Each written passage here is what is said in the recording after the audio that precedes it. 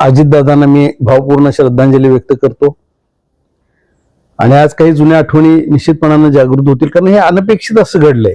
संपूर्ण महाराष्ट्र शोकाकुल आहे आज. म्हणजे आज दादांनी जे राजकारण केलं त्याच्या आठवणी निश्चितपणाने येतील आणि समाजकार्य जे केलं ते फार महत्वाचं आहे. दादा राजकारण करत असताना सुद्धा समाजकार्य त्यांचं मोठं होतं. आणि त्यांना बाळकडू कुणाचे होते तर पवार साहेब, मोठे पवार साहेब, शरद पवार साहेबांनी मुलाप्रमाणे प्रेम केलंय त्यांच्यावर. हे आम्ही साक्षीदार आहोत त्याचे. तसं आम्ही समवयस्क. सुरुवात त्यांची 90 साली बघितलं, राज्यमंत्री म्हणून सुरुवात झाली त्यांची, कृषी राज्यमंत्री झाले आणि ते पण शेतकऱ्यांच्यावर प्रचंड प्रेम. उद्योग क्षेत्र असेल, क्रीडा क्षेत्र असेल, कुठलं क्षेत्र नाही अजितदादांनी कुठं काम केलं नाही, सगळीकडे काम केलं. परंतु ते करताना एक उत्तम प्रशासक त्यांच्यातला दिसून आला. उत्तम प्रशासक म्हणजे निर्णय क्षमता, म्हणजे एखादा निर्णय घ्यायचा आणि विचार करत बसायचं हे कधी त्यांच्याकडनं झालं. छट दिशी निर्णय झाला तो फायनल. आणि गावागावातले जे ग्रामीण भागातले जे लोक यायचे त्यांची कामं घेऊन, तर त्यांना ते सांगायचे मी ज्या वेळेला गावी येतो त्यावेळेला तुम्ही सगळी निवेदनं देत जावा, हेलपाटा करू नका, मुंबईचा खर्च तुम्हाला परवडत नाही. हा जो आतला जो स्वभाव त्यांचा एक वेगळा होता ना, तो आपलेपणा दिसून होता त्याच्यातनं. हे आम्ही बघितलेलं आहे.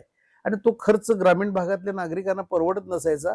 आणि जे काम होत नाही ते होत नाही म्हणून तोंडावर सांगायचा हा स्पष्ट वक्तेपणा हा त्यांचा उत्तम गुण होता. सुरुवातीला वाईट वाटतं माणसाला की बाबा नाही मला दुखवलं, पण ते नंतर कळतं की आपण हेलपाट्यांना आधी मेलो असतो. जे काम होतंय ते मात्र अगदी बिनधास्त ते करायचे. आणि त्याचेच अनुभव आज ते गेल्यानंतर आपण बघितलं, हजारो नाही लाखो लोक आज रडत होते तिथं. ही कामाची पोचपावती आहे. आणि असं अचानक घडेल की काय, आता शेवटी नियती पराधीन आहे जगती, पुत्र मानवाचा, हे आज बघितलं.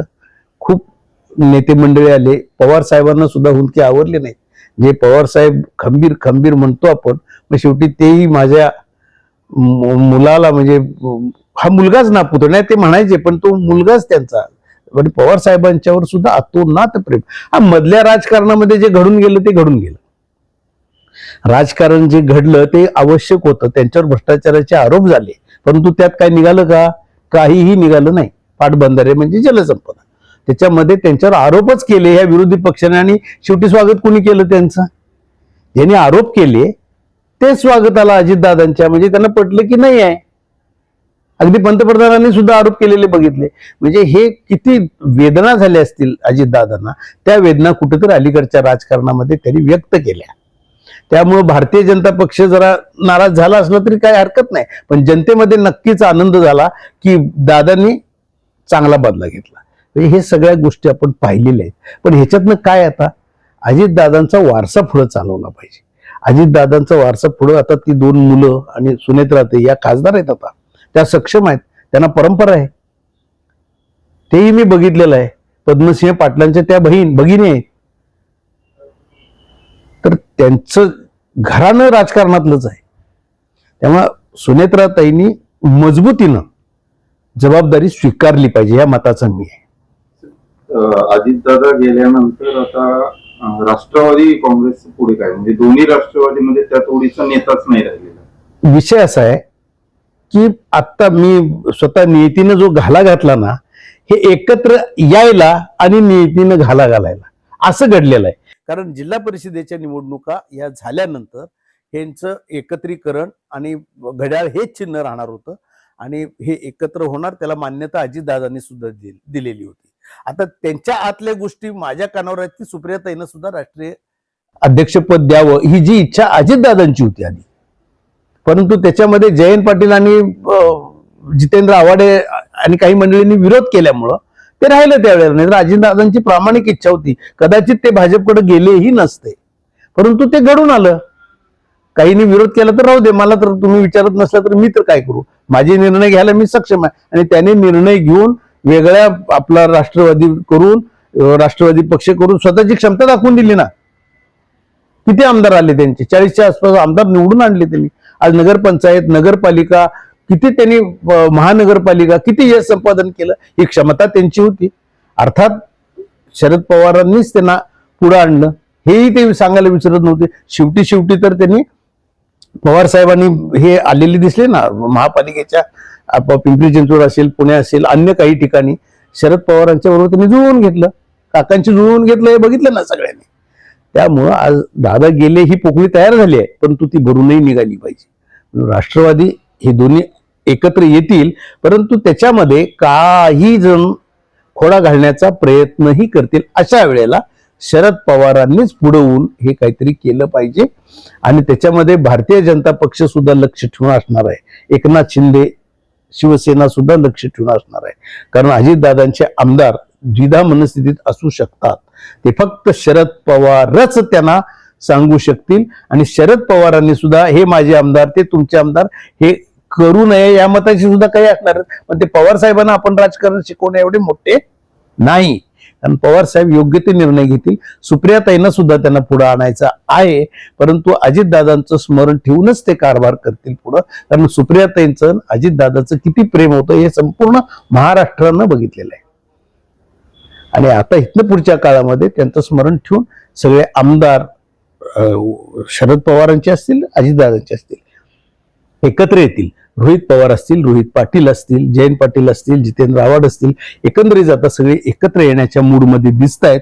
फक्त भारतीय जनता पक्षाबरोबर जायचं का आपलं वेगळं अस्तित्व ठेवायचं, आता सुनेत्राताई पवारांना पुढे आणायचं, हे तर त्यांचं डोक्यात दिसतंय अजितदादांच्या राष्ट्रवादीचं. आणि पवार साहेबांचं सुद्धा त्याला निश्चितपणाने हिरवा कंदील असणार आहे. आणि सुप्रियाताई सुद्धा काहीतरी मोठी जबाबदारी घेतील, की त्या राष्ट्रीय अध्यक्ष सुद्धा झाल्या तरी आश्चर्य वाटून घेण्याचं कारण नाही. एकत्रीकरण झाल्यावर हेच राजकारण होणार आहे. अजितदादांना खरोखर आपण मुकलोय. त्यांनी केलेली कामं ही आठवणीत राहतील, स्मरणात राहतील.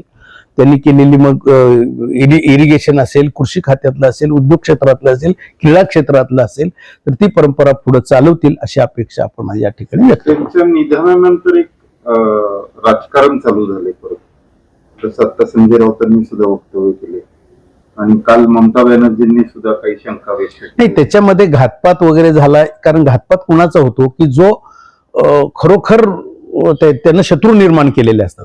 अजितदादांना कुठं ते दीर्घद्वेषी नव्हते मुळात, कुणाचंही शत्रुत्व त्यांनी फार काळ ठेवलेलं नसते. राजकारणातले शत्रुत्व वेगळं, मतभेद वेगळे आणि मनभेद वेगळे असतात. अजितदादांना शत्रू नव्हते, राजकारणातले विरोध होते, मतभेद होते. काही जणांना त्या सगळ्यांना सगळे विचार पटतात अशातला भाग नसतो, परंतु अजितदादांचा कुठं घातपात करावा एवढ्या थराला कोणही जाणार नाही आणि गेलेलं नाही. ह्याच्यामध्ये राजकारण करू नये हे पवार साहेबांनी क्लिअर कट सांगितलंच ना.